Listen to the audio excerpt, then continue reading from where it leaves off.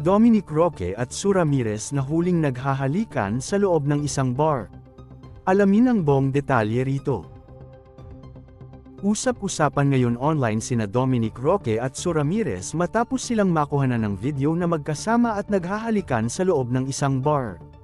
Ang video ay kuha ng netizens kung saan makikita ang aktres na si Sue na nakasuot ng puting dress habang si Dominic naman ay nakasuot ng itim na t-shirt at cap.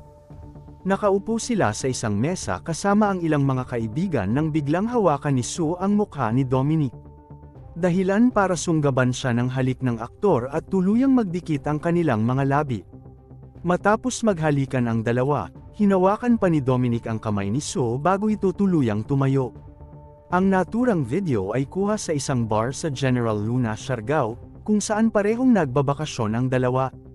Tila tugma ito sa post ng aktres na si Sue nitong Huwebes November 7, 2024 sa kanyang Instagram account ng larawan habang siya ay nasa Lamari, Siargao.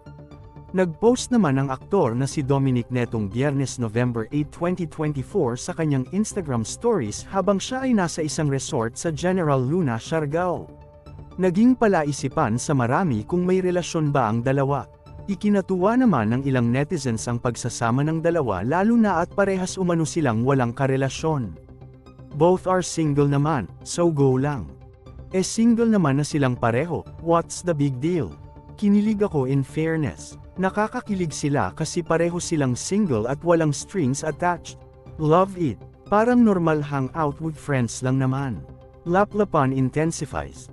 Kamakailan lang ay napabalitang hiwalay na umano si Sue Ramirez sa boyfriend nitong si Javi Benitez na mayor ng Victorias City, Negros Occidental matapos ang 5 taon nilang relasyon.